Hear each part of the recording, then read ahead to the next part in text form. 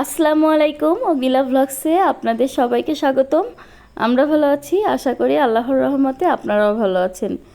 ঈদের কয়েকদিন যাবৎ এতই ব্যস্ত ছিলাম যে আপনাদের সঙ্গে ঈদের যত ভিডিও আছে একদমই শেয়ার করতে পারিনি।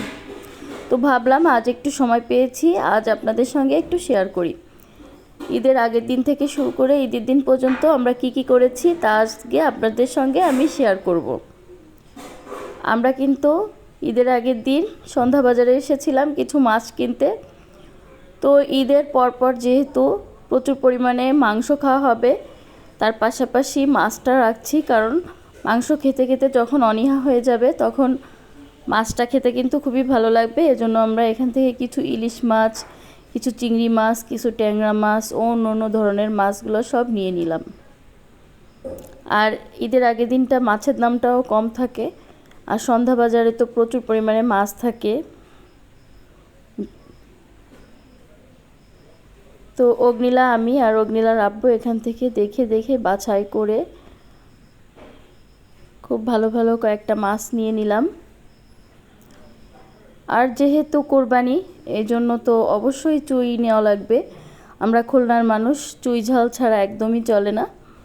তো এখান থেকে কিছু চুই ঝাল কিনে নিলাম, গরুর মাংস দিয়ে রান্না করা হবে। এই জন্য হঠাৎ আমার মনে পড়লো যে কুরবানির মাংস কিসে রান্না করব, এজন্য একটা পাতিলের দরকার। তো অগ্নিলার আব্বুকে বললাম, চলো আমাকে একটা কুকারিজের আইটেমের দোকানে নিয়ে চলো।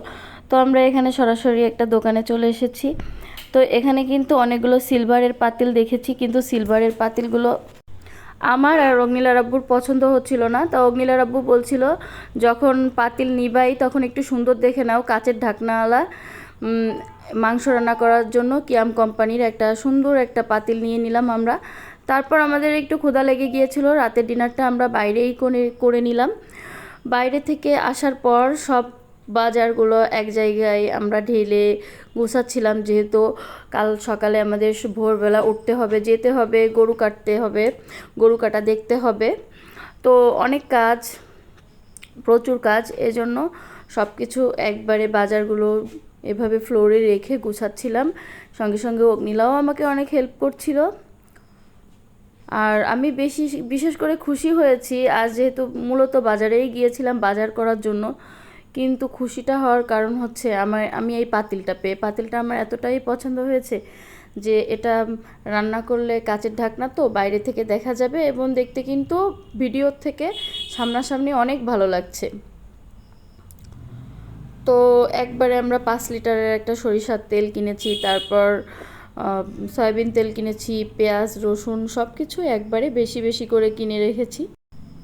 আমি সংসারের সব কাজ করে ফেলেছিলাম, ফ্রিজ সব কিছুই পরিষ্কার করে ফেলেছিলাম। মশলা করা ছিল, শুধু গরম মশলা দিয়ে যে স্পেশাল মশলাটা বানায় সেটা কিন্তু করা হয়েছিল না। তো এর জন্য আমি জিরা নিয়েছিলাম, শুকনা মরিচ নিয়েছিলাম, সব ধরনের মশলা নিয়েছিলাম, তার সঙ্গে নিয়েছিলাম তেজপাতা। সব একসঙ্গে আমি একটু হালকা তেলে বা গরম করে আমি ব্লেন্ডারে ব্লেন্ড করে এভাবে রেখে দিয়েছিলাম। এই মশলাটা হচ্ছে স্পেশাল মশলা, আমার আম্মুর কাছ থেকে শিখেছি। এই মশলাটা দিলে গরুর মাংসের টেস্টটাই কিন্তু পাল্টে যায়। রাত্রেবেলা অগ্নিলা বলছে, আম্মু আমি গরুটাকে আরেকটু দেখবো। তা গরুটা কিন্তু খাচ্ছিল, অগ্নিলাকে আবার দেখাতে নিয়ে এসেছি। অগ্নিলা বারবার গরুটাকে দেখছে, কারণ যেহেতু এটা ঈদের আগের দিন ছিল, আগের দিন রাত, তারপর দিনই গরুটা জবাই দেওয়া হবে।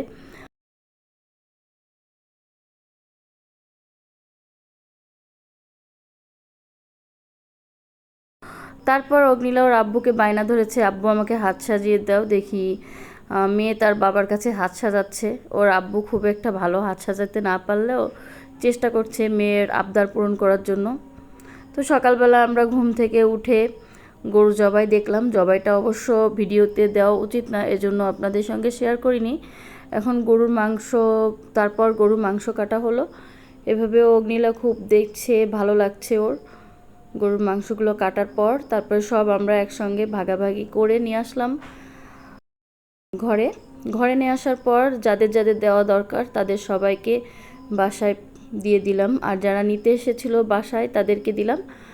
আর আমাদের খাওয়ার জন্য সেই আমার যেই পাতিলটা কিনেছিলাম ঈদের আগের দিন, সেটাই আমি রান্না চড়িয়ে দিয়েছিলাম। তো আজ এ পর্যন্ত। ভালো থাকুন, সুস্থ থাকুন, অগ্নিলা ভ্লগসের সাথেই থাকুন।